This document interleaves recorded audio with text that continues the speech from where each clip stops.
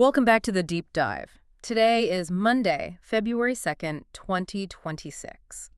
And we are settling in today to talk about an event that, even 6 months later, it still feels a little hard to fully process. It really does. The world feels a little quieter, doesn't it? A little less chaotic, and definitely a little less loud. Yeah.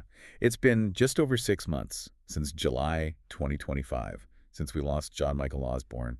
And honestly, when you look back at the footage, the funeral procession in Birmingham or that surreal moment at Buckingham Palace, it still feels like a fever dream. That is the image that stuck with me. You have the Coldstream Guards. I mean, the literal symbol of British rigidity and tradition. Wait, the red tunics, the bearskin hats. Exactly. And they're standing there playing Paranoid during the changing of the guard. Yeah. I mean, if you had told a pearl-clutching parent in 1982 that the Prince of Darkness would get a royal send-off like that. It would have had you committed. We would have thought you were insane. Absolutely. It's the ultimate irony, isn't it? It is. But that's the story we're here to unpack today. Because the headlines, Ozzy Osbourne dead at 76, that doesn't even begin to scratch the surface. We aren't just here to, list the hits. No. We are here to look at the survival, the pure, improbable nature of that survival. We have a massive stack of sources here. We've got biographies, retrospectives, court transcripts from those wild lawsuits in the 80s, even the medical papers from when they sequenced his genome back in 2010. Oh, that's fascinating stuff. We have to get into that later. We will. And of course, all the reports from his final days, that final performance at Villa Park. Our mission today is to figure out how this kid, a dyslexic, abused kid from a factory town, went from a slaughterhouse to becoming the godfather of heavy metal. And a reality TV pioneer, a cultural icon. Yeah. And yeah, the guy who bit the heads off bats. All of it. We're unpacking the man behind the Prince of Darkness persona. So let's go back. Let's go all the way back to the very beginning. Because usually when we talk about rock stars, their origin stories are, art schools or maybe some kind of middle-class rebellion. Right. But to understand Ozzy, you have to understand Aston, Birmingham in 1948. I was looking at the census data and some of the historical records of that area post-war. It was grim. Grim is absolutely the right word. You really have to visualize the environment. John Michael Osbourne was born December 3, 1948. And Birmingham had just been decimated by the Luftwaffe during the Blitz. Because it was a major industrial hub, right? All the factories. Exactly. That's where they made the planes, the tanks. So the city was a target. And what you're left with is a landscape of bomb sites, factories just belching soot into the air. It wasn't a leafy suburb. It was just gray on gray. And the Osbourne home itself at 14 Lodge Road, I read a description of it. It was a 2-bedroom terraced house, which sounds small, but it wasn't just Ozzy and his parents. No, not at all. It was his parents, Jack and Lillian, and their 6 kids. 6 kids. 8 people total in a 2-bedroom house. And get this. No. No indoor plumbing. Wow. In the 1950s. Yep. They had a tin bath that they'd have to drag in front of the coal fire to heat up the water. And the toilet was an outhouse in the back garden. That level of claustrophobia, of just constant proximity, it shapes a person. And his parents were working nonstop. Constantly. His father, Jack, was a toolmaker at General Electric, working grueling night shifts. And his mom, Lillian, worked in a car factory, testing car components. It was a life of pure, grinding manual labor. So there wasn't really an escape at home, and there certainly wasn't one at school for him either. Today, we diagnose him immediately. Instantly. But in the 1950s British school system, if you couldn't read well, you were just labeled thick or lazy. He had severe dyslexia. He also had attention deficit disorder. But the teachers just saw a troublemaker. He was humiliated by them. He talked about being caned. Oh, yeah. And the sources detail something much darker that happened around that time, too. He was the victim of pretty horrific sexual abuse by school bullies when he was around 11 years old. Which is something he didn't speak about publicly for decades. A deep, deep trauma. Absolutely. And when you combine that trauma with the constant academic failure, with the feeling of being trapped in this gray industrial world, you get a kid who's just desperate to get out of his own head. The biographies mention he attempted suicide multiple times as a teenager. He did. He felt completely trapped. He left school at 15 with absolutely no qualifications, no prospects, nothing. And this leads to my favorite part of his early biography, his resume, because the list of jobs he bounced between before music, some of them are just bizarre. It's incredible. Everyone talks about the slaughterhouse. We'll get there, but the car factory horn tuner is the one that always gets me. It sounds like a Monty Python sketch, doesn't it? It really does. I just have this image of him, 16 years old, standing on a factory line, just honking horns all day long to check the pitch. Beep, beep, beep, beep. For 8 hours a day. The monotony, the sheer loudness of it. Actually, when you think about it, it's surprisingly good training for a career in heavy metal. It really is. But we shouldn't gloss over the slaughterhouse job, because that one was loud. Right. That one was different. He worked in the abattoir. So he was on the kill floor. He was. He was killing cows, dealing with sheep carcasses. It was visceral, smelly, bloody, gut-wrenching work. And he said later that the screams of the animals haunted him. And you think about that later in his life when critics would ask why his music was so dark or why he was so comfortable with imagery of, blood and guts. It wasn't just a costume. It wasn't an act he put on. He had spent his formative years literally ankle-deep in it. He'd seen the machinery of death up close. He saw the inside of a slaughterhouse, and then he saw the inside of a cell. This is the pivot point, right? Around 1965, he gets arrested. He was 17. He tried to burglarize a clothes shop in the neighborhood, but he was not a very good burglar. What'd he steal?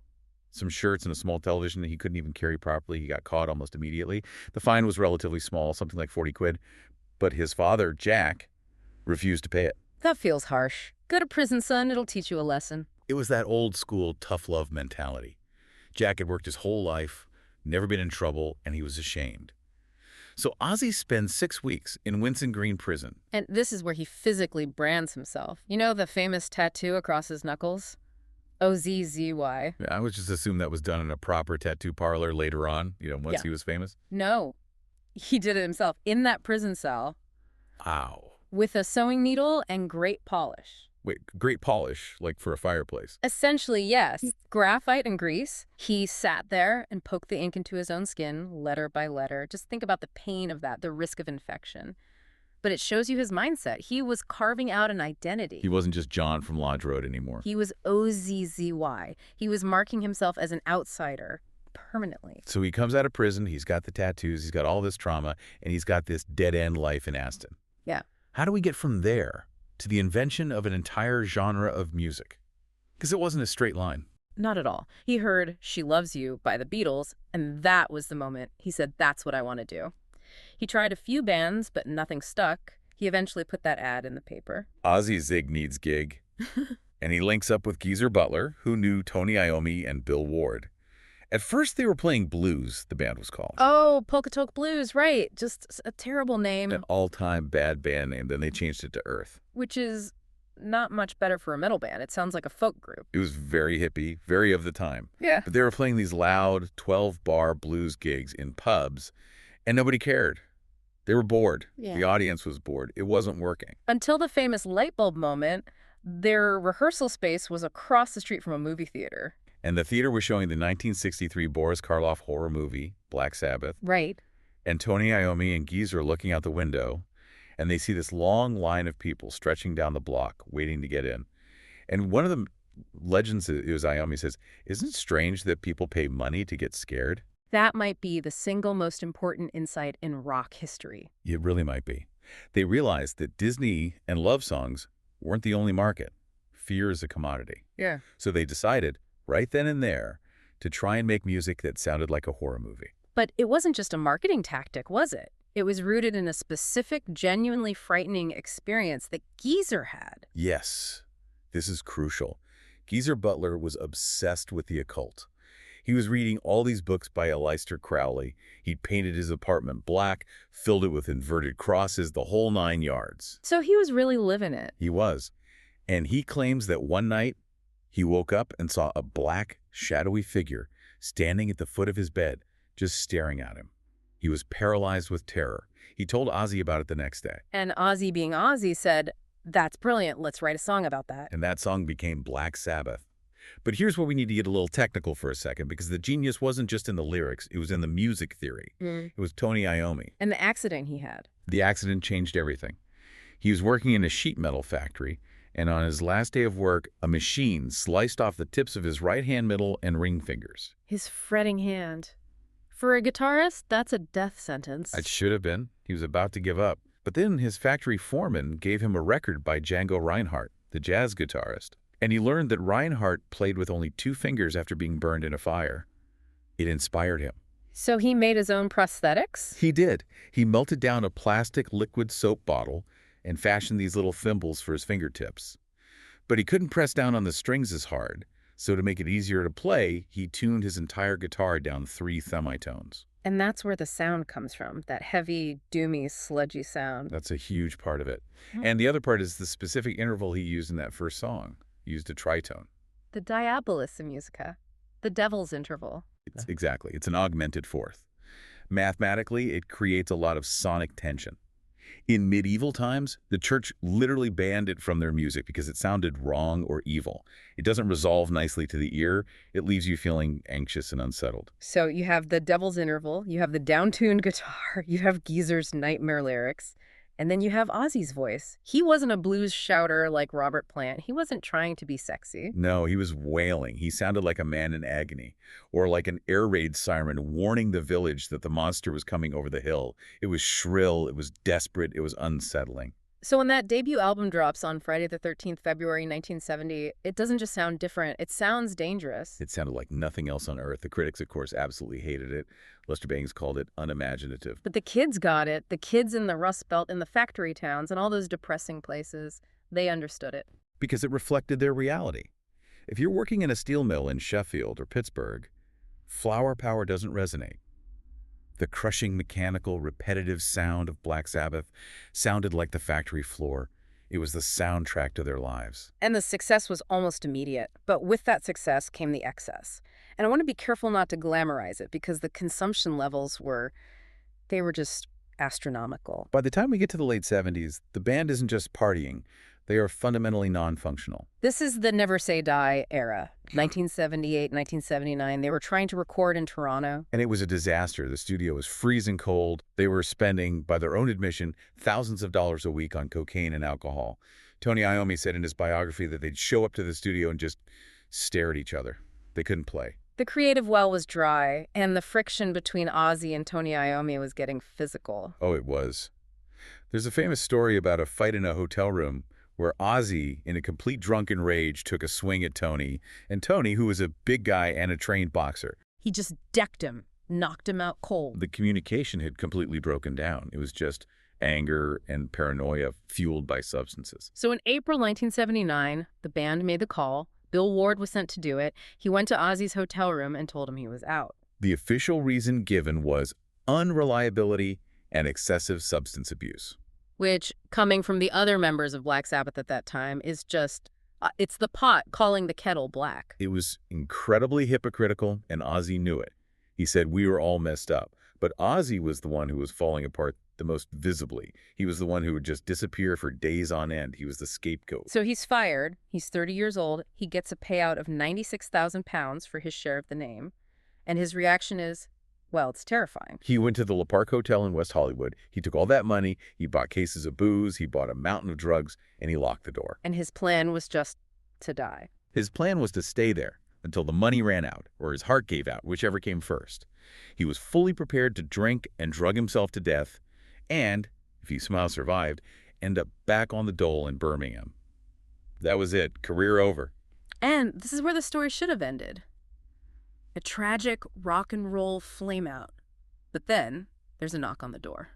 Enter Sharon Arden. Now, at this point, she isn't Sharon Osbourne, the TV star. Most people have never heard of her. She's just the 27-year-old daughter of Don Arden. And Don Arden was one of the most feared music managers in the business.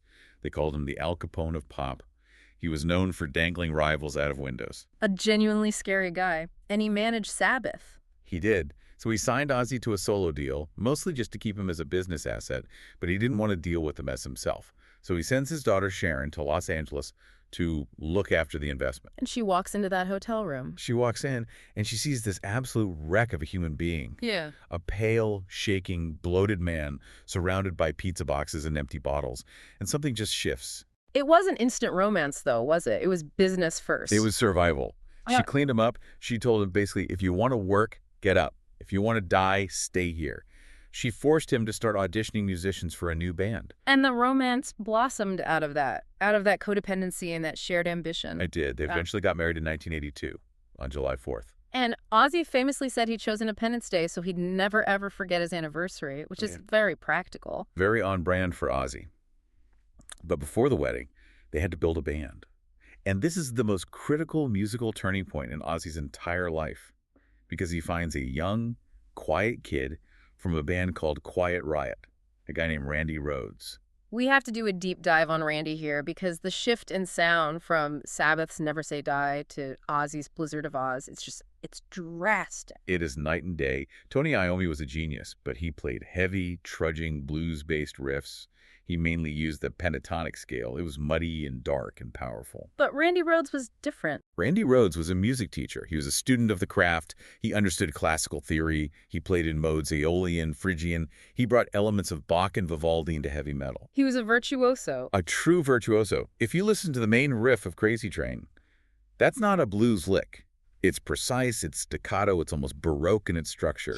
And his solos were these perfectly composed, lightning-fast, melodic pieces of music. And it forced Ozzy to sing differently. Completely. He couldn't just wail over the top of it. He had to find actual melodies that could fit inside these complex chord structures. Randy pushed him to be a better vocalist, a better songwriter. And the chemistry was instant. Blizzard of Ozz comes out in 1980, and suddenly Ozzy isn't a has-been. He's the biggest thing in rock. He completely eclipsed Black Sabbath. And you know that had to hurt the guys in his old band.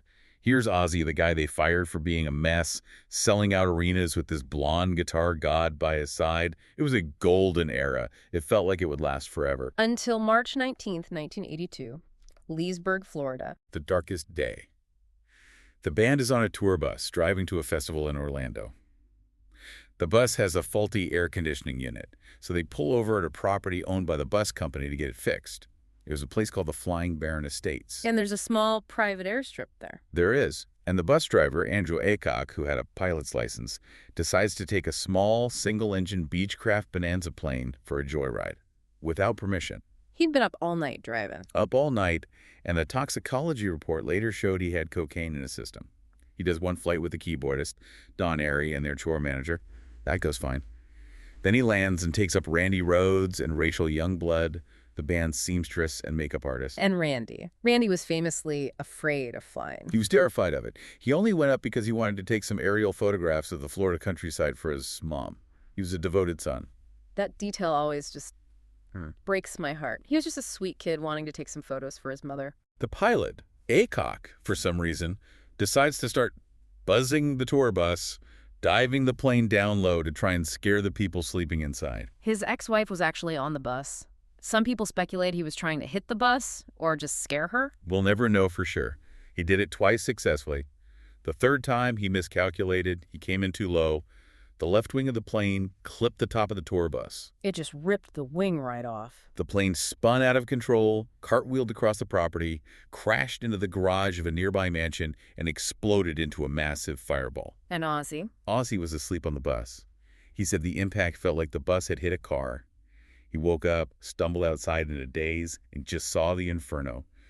Randy, Rachel, and the pilot died instantly. They couldn't even identify the bodies at first. They had to use dental records. Randy was only 25 years old. And this broke Ozzy. I mean, we talk about his madman years and the antics, but this was a profound psychological break.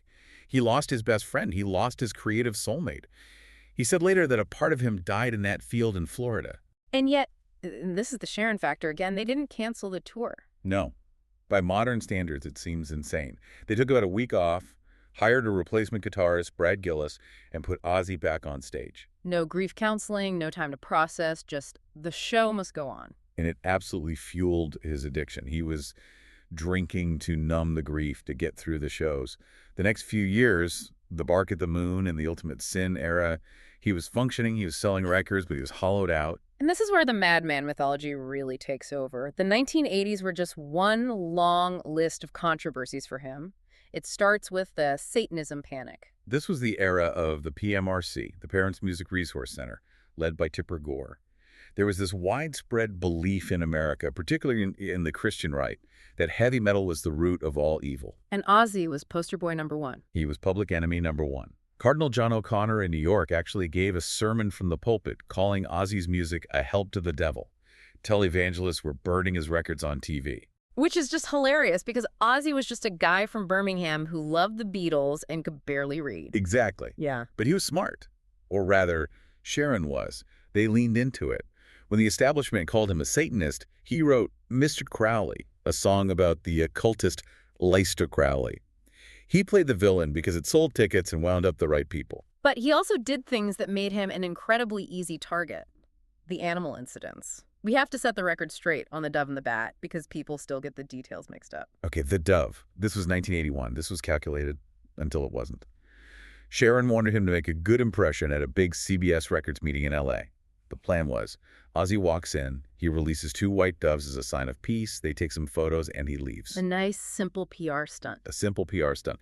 But Ozzy was incredibly drunk and bored by the corporate speeches, so he grabs one of the doves, bites its head off, and spits it on the conference table. Oh, my God. The room goes silent. She then pulls the other dove out and is about to do it again when security guards physically drag him out of the building.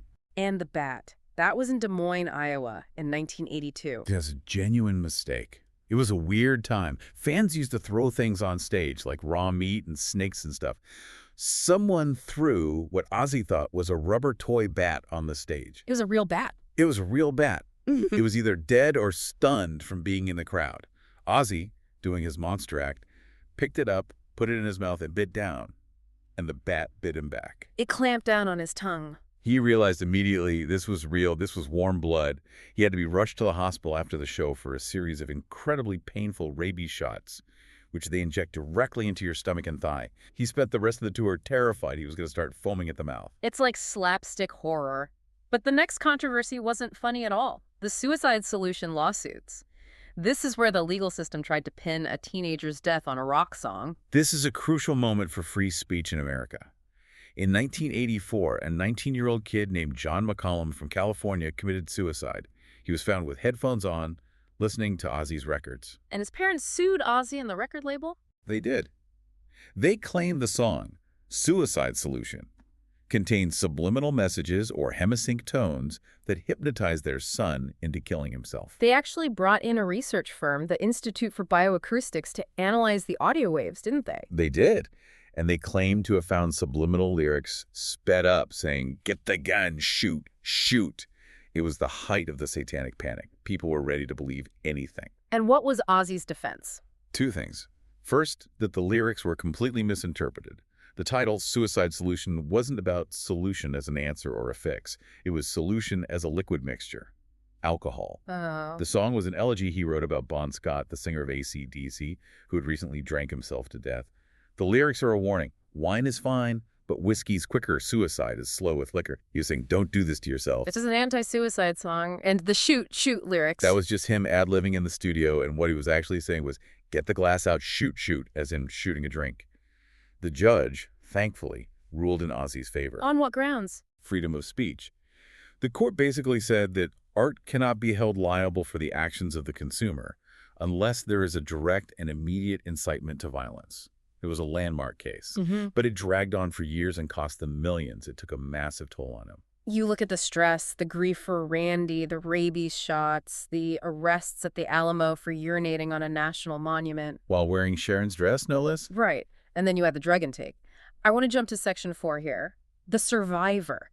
Because scientifically, he shouldn't be dead now. He should have been dead in 1990. Absolutely. The levels of consumption are just. They're beyond comprehension.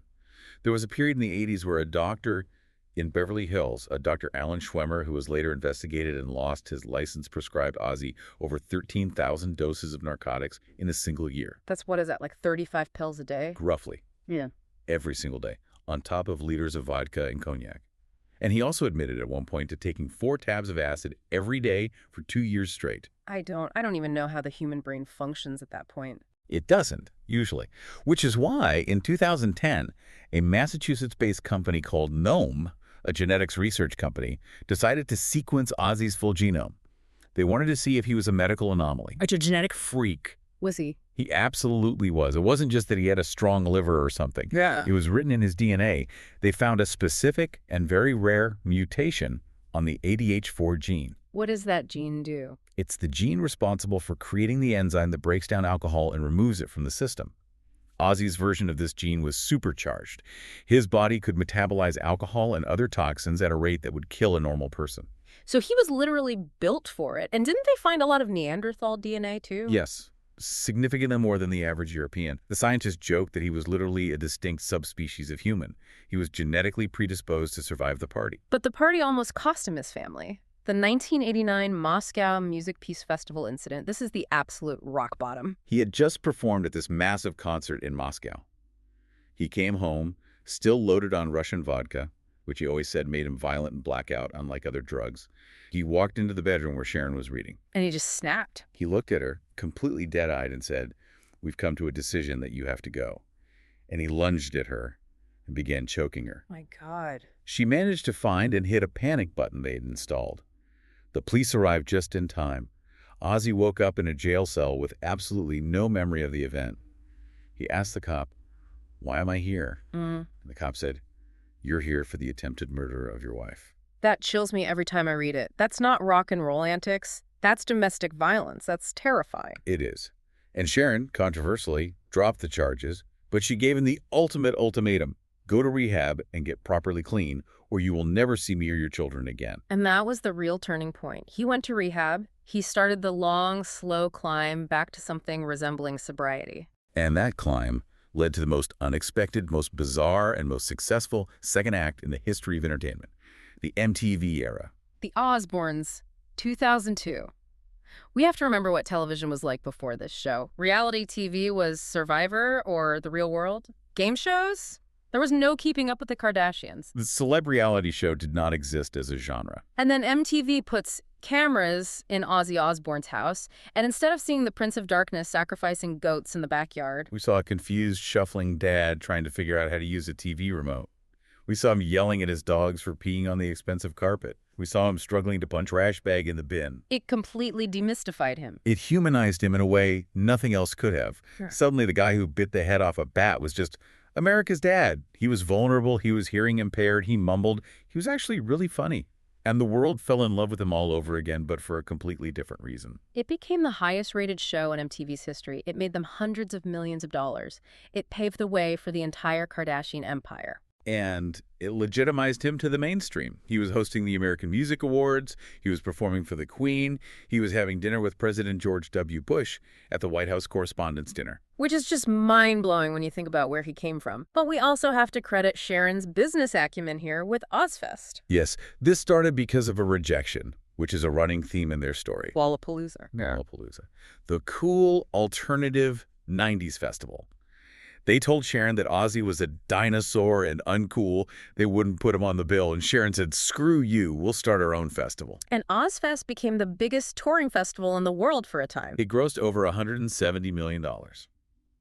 But more importantly, it launched the careers of an entire generation of metal bands. Slipknot, System of a Down, Disturbed, Linkin Park. So he wasn't just a dinosaur. He used his legacy to platform the next generation. He was the T-Rex leading the pack. So he conquered the 70s with Sabbath, the 80s with Randy, the 90s with Ozzfest, and the 2000s with reality TV. But time. Time is the one thing you can't beat. Let's talk about the decline, the long goodbye from 2019 to 2025. It started with something so mundane, a fall. As simple as that. In early 2019, he got up in the middle of the night to go to the bathroom, tripped in the dark, and fell flat on his face. And because of his previous accidents, he'd had a really bad quad bike crash in 2003. His body was already full of metal rods and plates. The fall dislodged the metal rods in his spine. It compressed his vertebrae. He needed multiple complex surgeries. The pain was excruciating and constant. It triggered a domino effect of health issues. And then, amidst the recovery from that, came the diagnosis we had all sort of feared was coming. Parkinson's disease. He revealed it in a really emotional interview on Good Morning America in early 2020. We started to see the visible effects, the tremors, the difficulty walking. And the tours just kept getting canceled. The No More Tours 2, which was supposed to be his final run, just kept getting postponed and then finally canceled for good. It felt like we were watching him fade away in real time. But, and this is why he's a legend, he didn't stop making music. In the middle of all this pain, this physical decline, he puts out two of the best albums of his career. Ordinary Man in 2020 and Patient Number 9 in 2022. Working with producer Andrew Watt gave him this modern, vital sound, and the collaborations were amazing. Elton John, Jeff Beck. And Post Malone, the track, Take What You Want. That track was brilliant. It was a massive hit. It put Ozzy back in the top 10 for the first time in 30 years. And the lyrics on those final albums were so raw, so honest. He was singing about death, about saying goodbye, about being patient number 9. He wasn't hiding from the decline. He was turning it into art. Which leads us to the final stand, July 5, 2025, Birmingham, Villa Park, the home of his beloved Aston Villa Football Club. The Back to the Beginning show.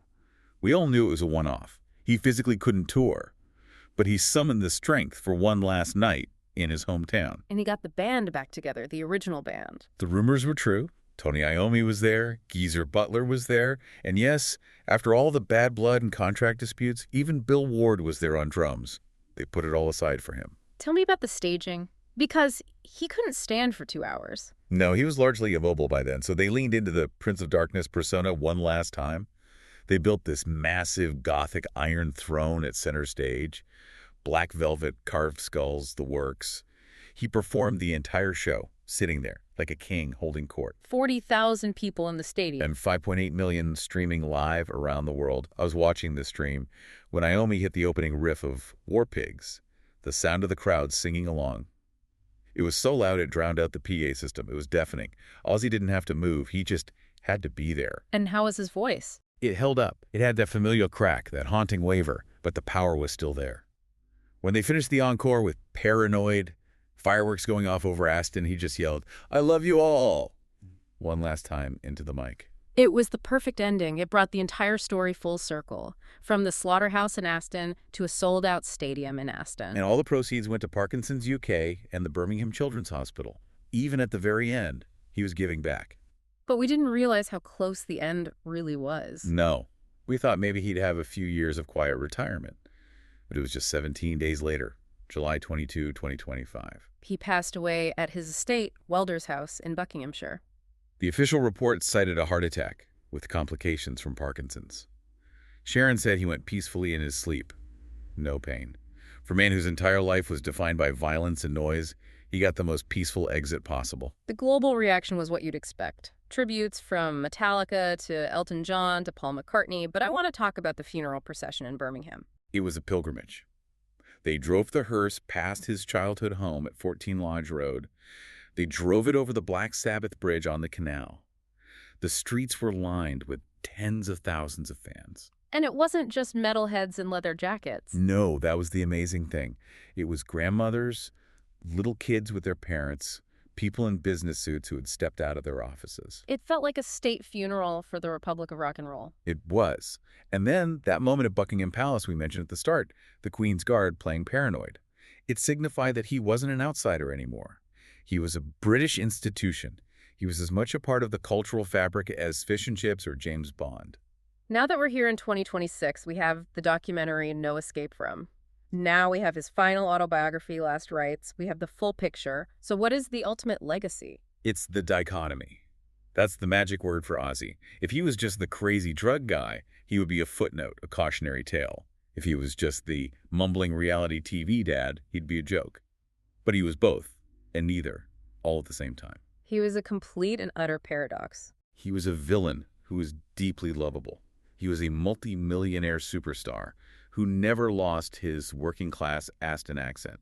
He was the Prince of Darkness who wrote these incredibly tender, beautiful ballads like Changes and Mama, I'm Coming Home. And above all else, he was a survivor. That's the headline. He survived the poverty of post-war Britain. He survived abuse. He survived the loss of his best friend. He survived an addiction that should have killed him 10 times over. And he survived the music industry itself, which is maybe the hardest trick of all. It's hard to imagine the world without him. He was such a constant presence for over 50 years. He changed the sound of music forever with Black Sabbath. He changed the image of the rock frontman with his solo career.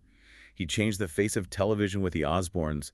There aren't many people who can say they revolutionized global culture 3 separate times. I want to leave our listeners with a final thought. We live in an era now where celebrities are media trained from the moment they're discovered. Their social media is drafted by committees. They issue a public apology if they say something even slightly controversial. It's the era of the polished, sanitized star. Exactly. So my question is, will we ever see an Ozzy Osbourne again? Someone so raw, so unfiltered, so chaotic, and so undeniably authentically themselves, or was he the last of the true Iron Men? I think we all know the answer to that. There was only one double O. I think you're right. Tonight, if you're listening to this, pour yourself a drink, or don't, and put on Black Sabbath Fall 4 or Blizzard of Ozz. Turn it up until the neighbors complain. It's what he would have wanted. Rest in peace, Ozzy. Thanks for listening to The Deep Dive. We'll see you next time.